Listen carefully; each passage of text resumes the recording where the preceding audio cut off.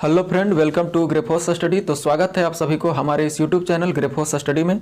तो साइंस का सेगमेंट चल रहा था, इसमें जो है पिछले वीडियो में हम लोगों ने यूनिट एंड डायमेंशन और लीनियर मोशन का विथ न्यूमेरिकल के साथ जो है हम लोग पढ़ चुके हैं। तो आज का वीडियो में सदिश और अदिश राशि पढ़ेंगे, स्केलर एंड वेक्टर क्वांटिटी। तो चलिए शुरू करते हैं। तो सदिश और अदिश राशि के बारे में आज जानेंगे। तो भौतिक के नियमों को सही रूप से लागू करने के लिए जो है भौतिक राशियों को दो भागों में बांटा गया है। पहला राशि सदिश राशि है और जो है दूसरा अदिश राशि है। तो सदिश राशि किसे कहते हैं? Vector quantity. तो सदिश राशि वैसे भौतिक राशि को कहते हैं जिसमें निश्चित दिशा और परिमाण हो, उसे जो है सदिश राशि कहते हैं। सदिश राशि साधारण बीजगणितीय नियम का पालन नहीं करता है। सदिश राशि जो है त्रिभुज के नियम और समानांतर चतुर्भुज के नियम का पालन करता है। इसका जो है एग्जाम्पल जो है एग्जाम पॉइंट ऑफ व्यू से बहुत ही महत्वपूर्ण है, क्योंकि बहुत सारे एग्जाम में इसका जो है एग्जाम्पल पूछा जाता है। तो एग्जाम्पल सदिश राशि का है विस्थापन, वेग, भार, त्वरण, बल, संवेग, आवेग, विद्युतीय क्षेत्र, चुंबकीय क्षेत्र इत्यादि जो और बहुत सारे एग्जाम्पल है जो सदिश राशि के एग्जाम्पल है। अदिश राशि स्केलर क्वांटिटी। स्केलर क्वांटिटी अदिश राशि किसे कहते हैं? तो स्केलर क्वांटिटी वैसे भौतिक राशि को कहते हैं जिसमें केवल परिमाण हो, इसमें जो है निश्चित दिशा नहीं होता है, उसे जो है अदिश राशि कहते हैं। अदिश राशि साधारण बीजगणितीय नियम का पालन करता है। इसका एग्जाम्पल देखें तो समय, ऊर्जा, शक्ति, कार्य, द्रव्यमान, क्षेत्रफल, आयतन, दूरी, घनत्व, चाल, दाब, ताप, धारा, विभव इत्यादि जो है अदिश राशि का एग्जाम्पल है। एक्सेप्शन में एक जो है विद्युत धारा। तो विद्युत धारा एक्सेप्शन में क्यों है?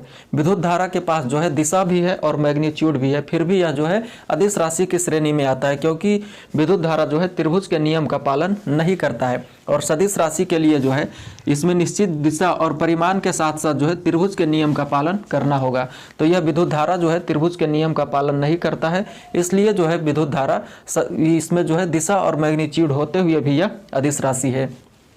अब जो है सदिशों का निरूपण, कि सदिशों को जो है किस प्रकार से इंडिकेट किया जाता है। तो सदिशों का निरूपण जो है तीर के माध्यम से जो है इंडिकेट किया जाता है। तीर जो है इसका सदिश का दिशा बताता है, दिशा, और तीर की लंबाई जो है इसका जो है परिमाण बताता है। और किसी भी राशि को, भौतिक राशि को व्यक्त करने के लिए, मान ली एग्जाम्पल में देख सकते हैं इस प्रकार से, जैसे ए है तो ए एक राशि है, इसके ऊपर यदि तीर का निशान लगा दिया जाए तो ये जो है वेक्टर ए कहलाएगा। इसमें तीर का जो है आगे जो है हेड है, यह हो जाएगा आपका डायरेक्शन बताएगा, और इसका जो लंबाई है तीर का वह इसका मैग्नीट्यूड बताएगा। अब जानेंगे सदिशों का जोड़ का नियम। सदिशों का जोड़ के नियम में बहुत सारे नियम है, लेकिन इसमें जो है प्रमुख दो नियम है जो हमें याद रखना है, त्रिभुज का नियम और समानांतर चतुर्भुज का नियम। त्रिभुज के नियम में जिस पर इसे मान लिया जाए दो वेक्टर है, वेक्टर ए और यहाँ पे वेक्टर बी। तो त्रिभुज के नियम में इसको जो है त्रिभुज के रूप में आप इसको बनाना पड़ता है। तो इसको जोड़ने के लिए पहला वेक्टर ए के जो है यहाँ पे हेड पॉइंट को वेक्टर बी के टेल पॉइंट से जोड़ना पड़ता है। जिस प्रकार वेक्टर ए है तो इसको वेक्टर बी के, यहाँ वेक्टर बी का जो टेल पॉइंट है वो वेक्टर बी के हेड से जुड़ता है, और रिजल्टेंट के लिए इसको जो है वेक्टर ए का टेल पॉइंट वेक्टर बी का हेड पॉइंट से यहाँ जोड़ा जाता है, तब इसका रिजल्टेंट हो जाता है वेक्टर ए प्लस वेक्टर बी। अब है समानांतर चतुर्भुज का नियम, लॉ ऑफ पैरेललोग्राम। तो इसमें भी दो वेक्टर होता है, एक वेक्टर इस प्रकार से वेक्टर ए और ए जो है वेक्टर बी है। तो इसको जो है समानांतर चतुर्भुज के रूप में इस फिगर को बनाना है। इसके लिए जो है डॉटेड लाइन से आगे बढ़ाते हुए इस प्रकार से यहाँ एक समानांतर चतुर्भुज बनाना है, और दोनों जहाँ पे वेक्टर ए और वेक्टर बी दोनों का जहाँ टेल पॉइंट मिला है यहीं से इसका रिजल्टेंट जो है निकलेगा और यहाँ पे आके मिल जाएगा। तो ये जो है इसका रिजल्टेंट होगा, ये इसका एंगल होगा। तो इसका रिजल्टेंट बराबर हो जाता है, रिजल्टेंट बराबर √ए² plus b² plus 2ab cos theta. समानांतर चतुर्भुज के नियम का ए रिजल्टेंट का फॉर्मूला होता है root under a square plus b square plus 2ab cos theta. अब जानेंगे रिजल्टेंट का जो मान है किस एंगल पे मैक्सिमम वैल्यू होगा इसका और किस एंगल पे मिनिमम वैल्यू होगा। तो इसमें जो है कॉस थीटा है तो इसी के मैक्सिमम और इसी के मिनिमम वैल्यू पे डिपेंड करेगा कि रिजल्टेंट जो है कब मैक्सिमम होगा, कितना एंगल पे और किस एंगल पे मिनिमम होगा। तो कॉस थीटा का मान जो है -1 से बड़ा होता है और 1 से जो है छोटा होता है या 1 के बराबर होता है। तो इसका जो है 0 डिग्री पे थीटा बराबर 0 डिग्री करने पे इसका मान जो है कॉस थीटा का मान कॉस 0 का मान 1 होता है। तो इस पे जो है मैक्सिमम वैल्यू होता है और थीटा बराबर 180 डिग्री इसका वैल्यू -1 होता है। तो इस पे मिनिमम वैल्यू होता है।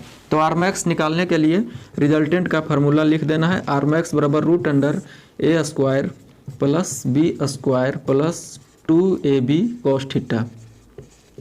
तो यहाँ root under a square plus b square plus 2ab cos 0 का मान 1 है तो यहाँ पे 1 मल्टीप्लाई कर देने से कोई फर्क नहीं पड़ेगा। तो कॉस 2ab यहाँ पे सिर्फ प्लस 2ab बच जाएगा। तो अब हो गया a square plus b square plus 2ab। तो इस प्रकार से हो जाएगा a square plus b square plus 2ab का फार्मूला ए प्लस बी का होल स्क्वायर हो जाएगा। तो यहाँ से स्क्वायर रूट कैंसिल हो जाएगा। तो आर मैक्स बराबर हो जाएगा आर मैक्स बराबर ए प्लस बी।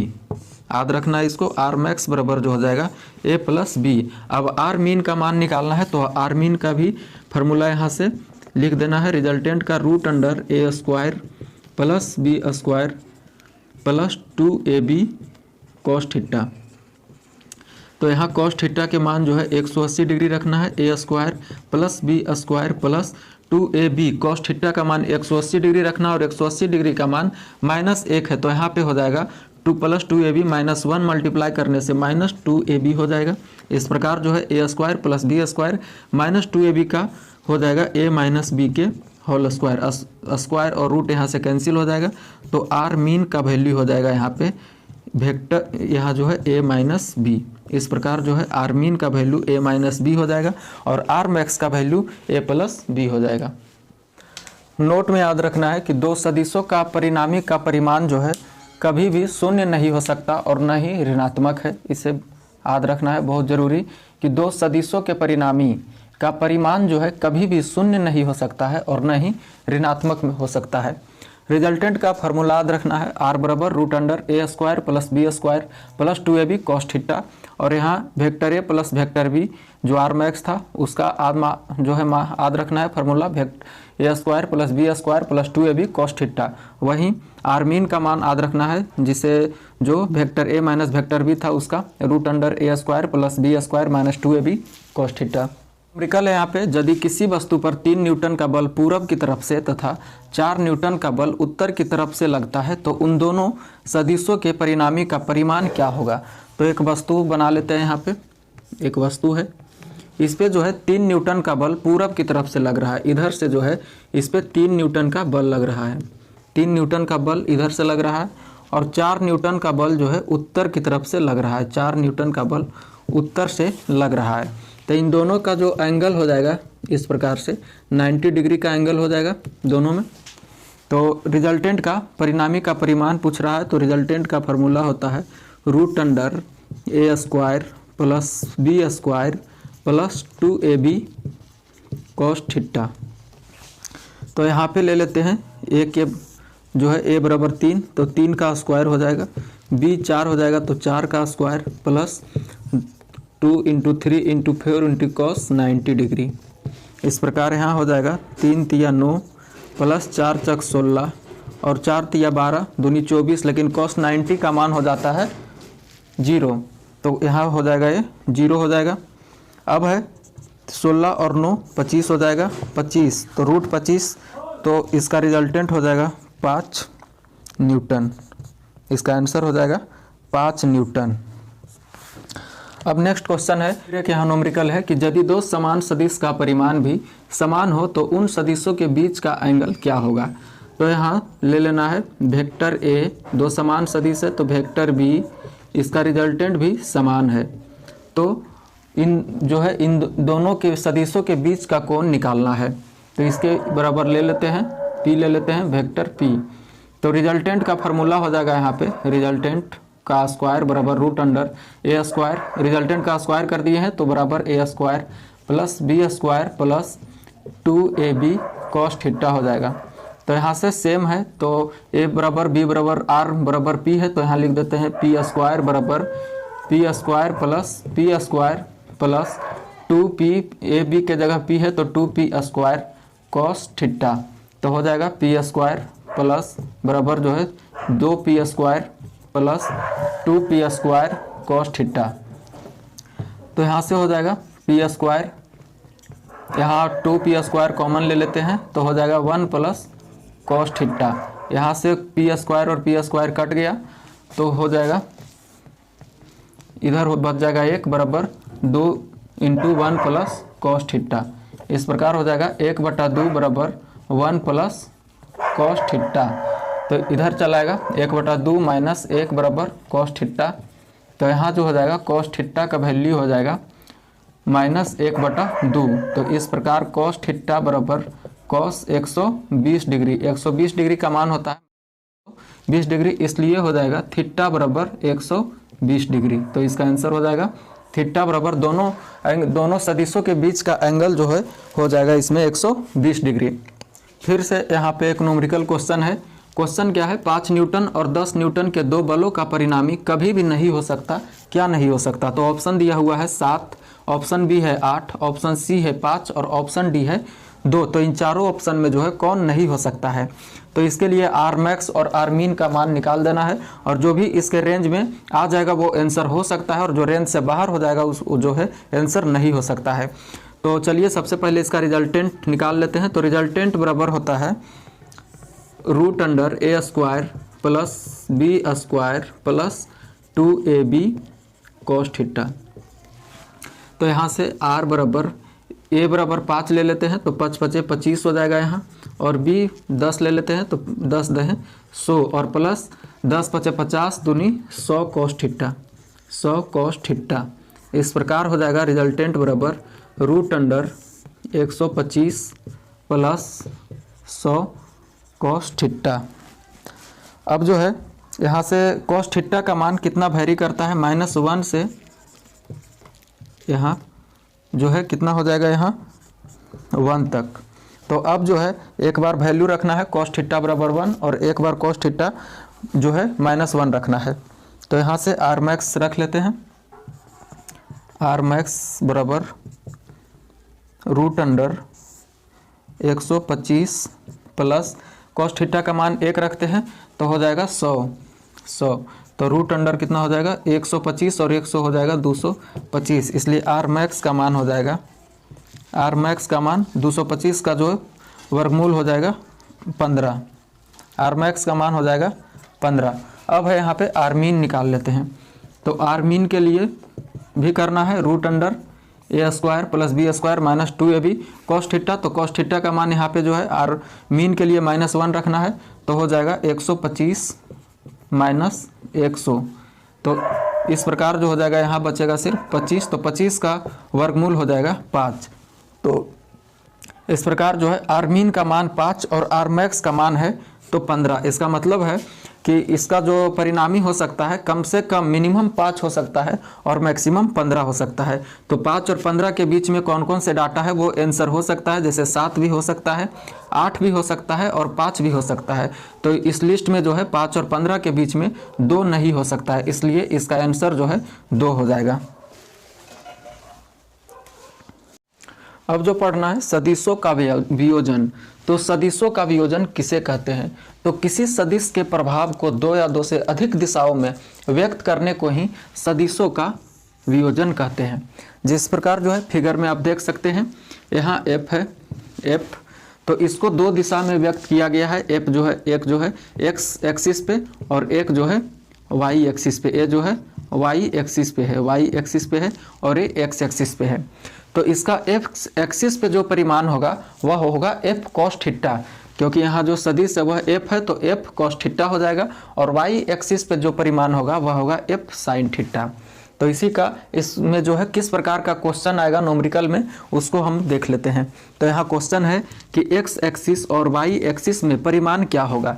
ये फिगर दिया हुआ है, इस फिगर में एक्स एक्सिस और वाई एक्सिस का परिमाण निकालना है। तो यहाँ थीटा जो दिया हुआ है 30 डिग्री, एक्स एक्सिस ही हो जाएगा, एक्स एक्सिस और ये हो जाएगा और वाई एक्सिस।